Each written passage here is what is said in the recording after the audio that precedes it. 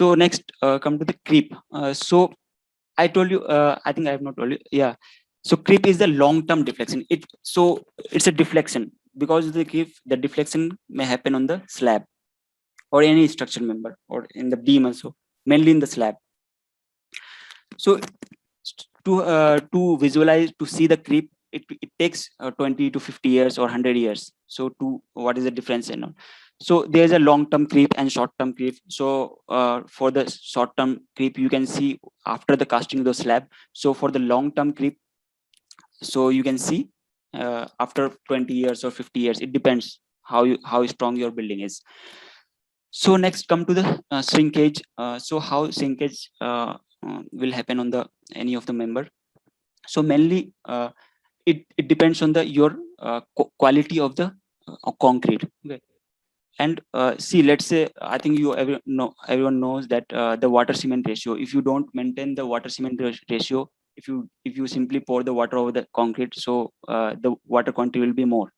So, and if the water quantity will be more, in the in the hot climate, so it will evaporate. So because the immediate evaporation and all, so the shrinkage, there's a more possibility to for the shrinkage. Okay. So while concreting the hot climate and all, you have to maintain the water cement ratios. So this is most important part. So you maintain the quality of the concrete. Do not simply pour the water over the concrete. Otherwise, shrinkage, there's more possibility to shrinkage and all. Yeah. So next part is structure analysis. In the structure analysis, material strength. So I think everyone knows about this. So we are doing in the college life also. We are doing the in the lab. So compressive strength in the UTM machine, universal testing machine. So and the tensile strength of the concrete and the steel. So according to our test, we decide the different grades of the concrete, M5 to 70. So here you can see the range of the normal grade concrete is M5 to M20. So the standard grade of the concrete is N25 to 45 as per the IS 456, and for a higher grade M50 to M70. So when to use this type of concrete? So if you think that you are designing or you are constructing only simple let's say retaining wall or small structures, so you can go with the normal concretes. Or very small structure, let's say G+1 2, so you can go with the normal concrete. For the standard grade of concrete, these are the generally we use in the maximum of the construction, we use the standard grade of the concrete. And this so where we are using, so generally for the water retaining structures also, and mid-rise buildings, not the high-rise buildings. So for high-rise buildings and all, we use the high strength grade of the concrete. So we use M40, M45 also, and 50 also. But M40 and 45 and M35 we use for the slabs and all, for the high-rise building also. For the footing and the columns, we use the high strength concrete. Okay. So this is the mix we are using in the site for the high-rise building. So for the low-rise building, we use the standard. But in some cases, let's say you are some transfer girder is there. So then for those options, we are going for the high-rise for only some members for the mid-rise buildings. So this is the material strength. So we'll go to the next slide. This is the next topic is time history and the response spectrum. So what is the time history? Is the when the is the measurement of the earthquake forces. Okay. So you can see here, I think Richter scale measures the earthquake forces, and it is this is the graph of the Richter scale. I think everyone knows. So so when the earthquake comes, so the Richter scale draws the graph. Okay. So there will be critical position, like this is the position of the critical. So here will be the maximum magnitude of the earthquake. So then it will decrease slightly, it will decrease, and it will be the normal position. So similarly, this why its name is time history. It's the not the current graph. It will be the last few decades, different decades graph. Like in the past, in your history, different time history. You'll get the different for the different earthquake. You will get the different time history graphs and all. It may be in the thousands or So how many times it is coming, like earthquake is coming. So it depends on how many times the earthquake has come on a particular region. Okay. So in India also we have segregated the different types of region according to the different zone of the stroke of the earthquake. Let's say zone 2, zone 3, zone 4, and zone 5. We have the 4 zones starting from the zone 2 to zone 5. So depends on the graph, we have segregated the different zone of the India. So this is the time history graph. So then it's like in the response spectrum graph, it's the envelope. If you so if you give the so many like thousands of, if you draw this thousands of time history graph in one graph only, so it will be like full clumsy. It will come full clumsy. Then if you draw one line like envelope of the all graph, so then you will get the response spectrum graph. Okay. So there is one another question. So we can okay, I'll just tell you one sentence that we can design the building with the help of time history also and with the help of response spectrum graph. The my question is, so which building will be more economical? Again the same question, if you design with the response spectrum graph or the time history graph. This is the second question. You can give the answers. Okay. So my again I will repeat the question.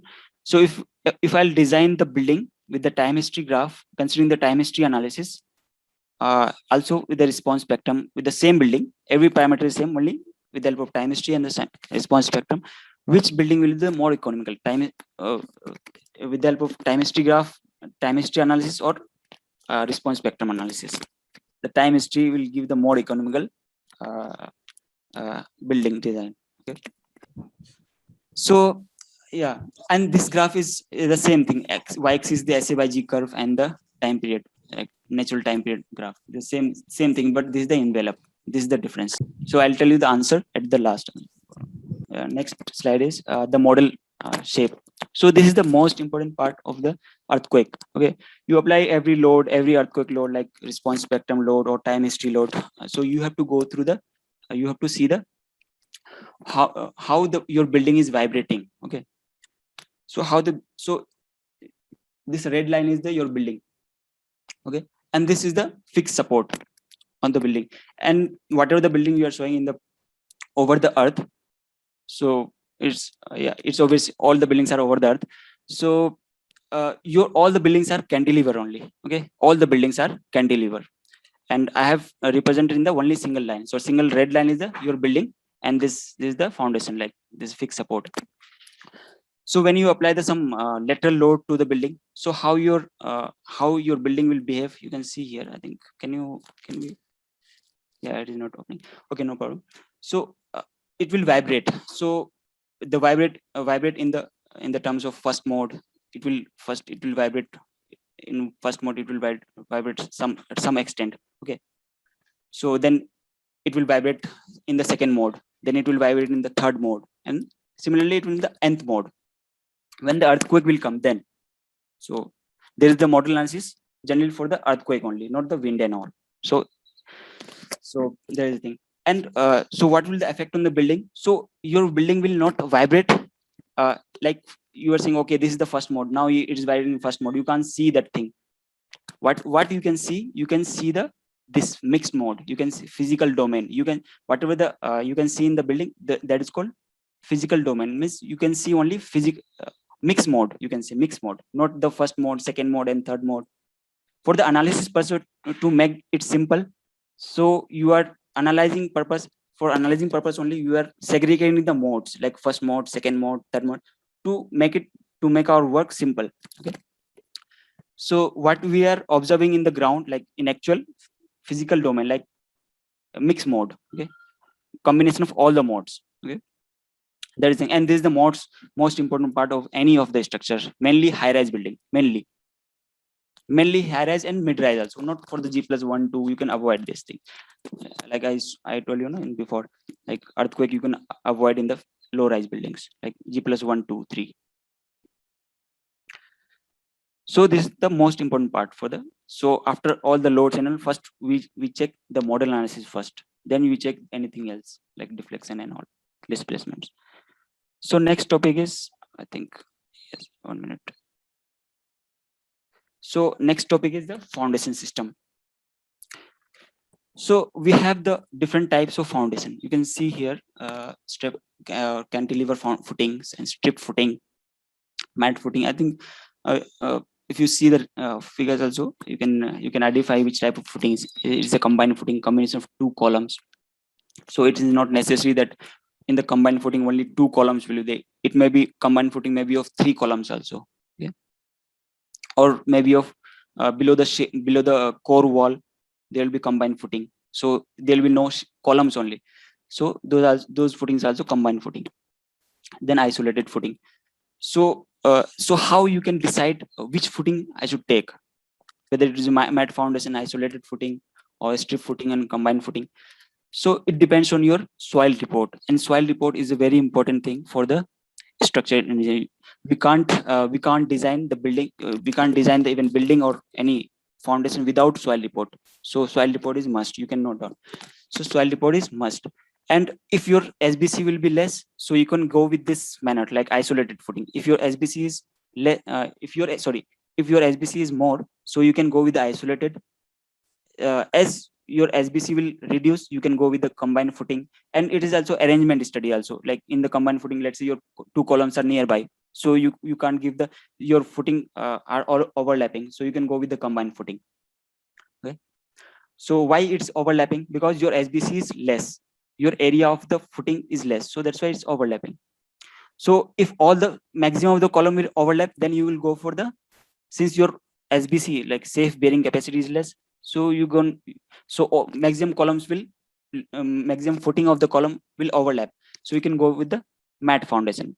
Is in the software with the help of Excel sheet or some manual calculation, you will get this area, how you can calculate this area and all according to the axial load over the column, over the footing is say.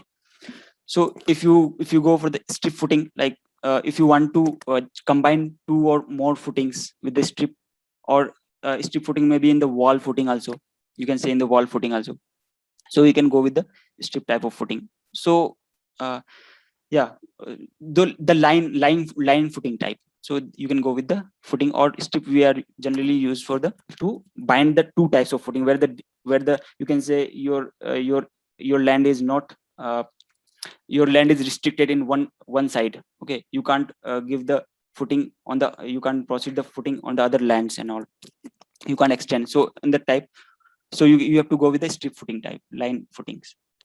Okay, then strap footing is also tie. If you tie one footing with another, so you have to go with the this type of footing, strap footing.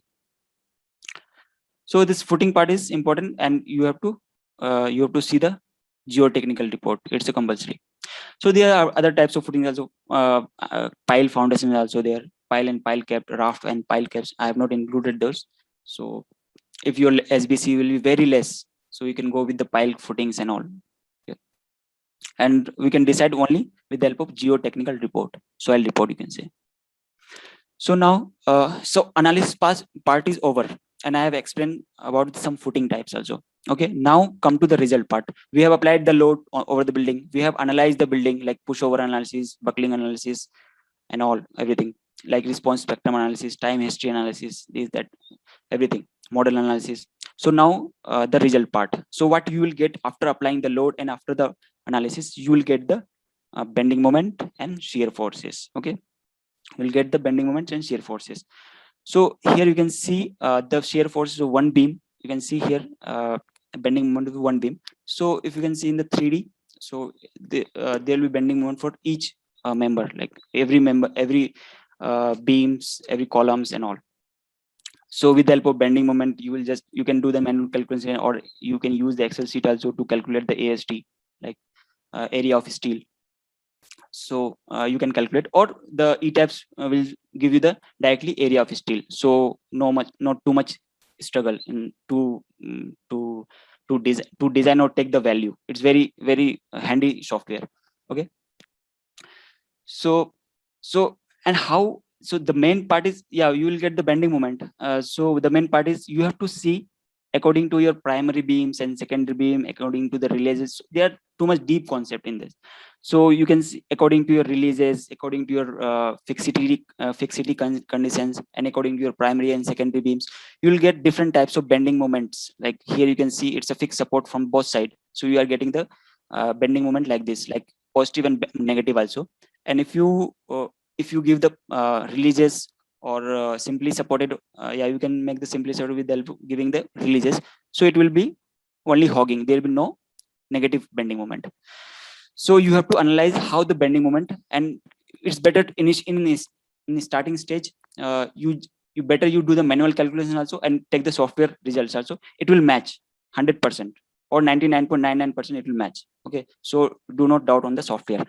So this is my suggestion. Okay, so we'll get the deflection, how much deflection is happening because of the bending moment and shear force, or because of the loads and all. So you will get this data. So next topic is so in this you can see here, this is the this is the software results. Okay, analysis results. So here you can see this is the deflection. So you can see here the colors. So here this is the purple color, the deep color, the maximum you can identify with the help of colors. So it's very good in ETABS also. In other software also, you can identify with the colors. Like yeah, here is a darker color, and they will give the bar chart of the color also, which will be the darker color, the maximum value or lesser value. So you can easily identify that where is the maximum bending is, sorry, deflection is coming, where is less and all. You can directly take the value from there, and it will, if you scroll your mouse on the software, you can it will show the value also, and it is very good. So simply similarly in the water tanks also, if where the more loads are there, where the more bendings are coming, so the software will tell you the every value and all, every shapes and all, different shapes they will give the they'll give everything, like it's very good. So and in the water tanks also, because of the earthquake and all, how it is moving and all, everything, what is the behavior of the water pressure inside the tank, and what is the behavior of the earthquake forces over on these columns and all, and on the tank also. It will show the different vibrations also, and different displacements also. It will show everything. So next is, so next slide is, I think, yeah, now the designing part. So you will get the design from the directly from the bending moment and shear force for the flexural and shear design. So uh, or you will get the directly results only, like what is the AST. You can see in the, you just take any one of the beam, let's say this beam. So it is showing three values, 1 2 3. So what is this? So it is the so lower values are the lower steel, like bottom steel in the tensile zone, and the upper values are the compression zone, AST or steel. So it will show the results also. And you have to, what is the work of the next work is, you have to detail it, like how after see what is the values to, let's say 243. So you have to distribute, this is the square. Okay, square, like AST means area of the steel in square. So you can distribute the uh, number of bars. Let's say 8 bar is 50, approximately 49 point something. So 50 square. So in the beam, let's say you are providing the 10 bar, it is 80, 79 point something. So 80 square, you can directly divide the 243 with, let's say you are applying that, you are giving the 10 bar. So you just directly divide the 80 square with the 243.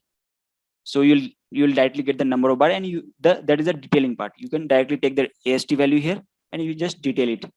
Okay, so you can see in the slab design, you will, if you scroll the mouse in the software, you will get the where is the maximum AST is requiring here. So you can provide the AST for the slab according to your maximum steel and all. So the software is they'll give the contours. Okay, so with the help of contour, you will get where is it is maximum and where is minimum. So and it will give the value if you will scroll the mouse also. And with the help of software, there is an option, so to choose the number of bar and the spacing. So with the help of that option also, you can directly take the AST for the slab design and all. So next part is detailing part. Okay, so you have cooked the food. Okay, like you have, similarly you have designed the building. So now you have to deliver. Okay, so the most critical part. So you have designed everything, you have designed properly, and or you have cooked the food on it. Now you have to deliver the food, or you have to deliver the your project or your structure to the site. So you can't give the directly model, ETABS model to the site. So you have to draw something, like detailing something, and you have to convert those 3D model into the paper. Okay, and then you have to send as a GFC, good for construction drawing.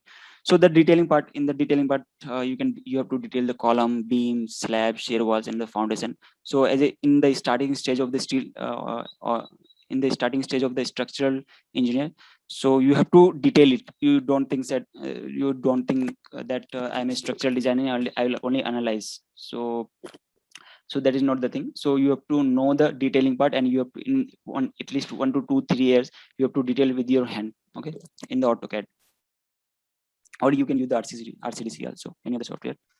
So if you, as a structural engineer, as a 3 years of experience as a structural engineer, so if you want to give the suggestion to the any draftman for detailing and all, before before giving the suggestion, you should know the detailing part. That's why it's important. So you can't give the suggestion to any of the structure in your draftman, that thing you don't know. Okay, so that is the detailing part is a very good thing, and you will get the minute, very small thing, how the arrangement is there in the beams and columns and the shear walls and the slab also. It's a very interesting part of this, in the designing. So next, come to the good for construction drawing. This is the delivery part. So after all the detailing on, you have to make the sheets. Okay, you have to write some general notes. What is the clear cover you are providing to the column? What is the clear cover for the beams, slabs, and the footings?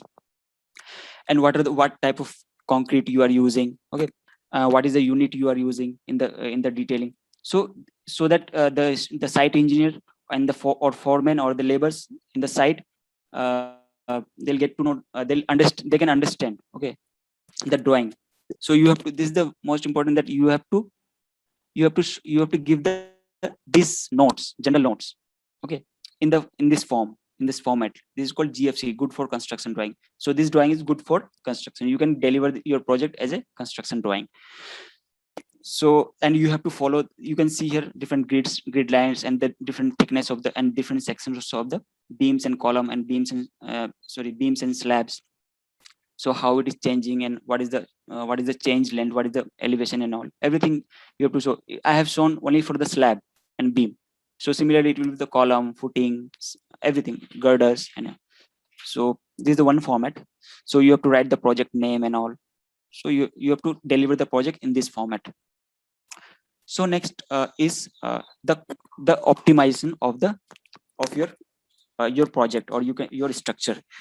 So if you don't optimize the structure, then it is like, it is not good for the client also, and it's not the good practice of the structural engineer also. So you have to optimize you have to do the value engineering of the structure. Let's say two engineers are, engineer one and engineer two. Let's say one engineer is designing one column of 300 cross 500 and another engineer is designing 350 cross 600 column. So but both the columns are passing. So but 350 and 600 is not economical, because 300 and 500, 300 cross 500 is passing. So that first engineer is doing the good value engineering, so he's saving the money. Okay, he's economizing the structure, or you can say it is the engineer is doing the value engineering. You can say that is technical word, value engineering. Okay, so optimize on slab also. You can't give the slab thickness less than 125 or you can't give, for the simple slab you can't give the 200 or 300 slabs. So you have to be, let's say, 125, 150, 175, within this range for the residential building. For the commercial, it changes to 200 also, 250 to 25 also. So it depends on the how much span. So slab design and slab optimized depend on the what is the span of the slab. So I'm not telling that you can't give the slab at 175 or 200 It depends. If your span is big, if your deflection is coming more, so you can give the more thickness. So if it is passing in 150, so you can't give 175. It will be uneconomical. Similarly, beams. So if the beam is passing on the smaller sizes, so you don't give the bigger sizes. Okay. Similarly, column, share walls, and footing and piles also. So that is called optimization of the project or members or structure, or doing the value engineering. And this is the most economical. Means if you reduce, let's say 100 of any of the 100 of any of the column, you are saving lakhs of rupees. So that's why it's very important for the client also, for the engineer also.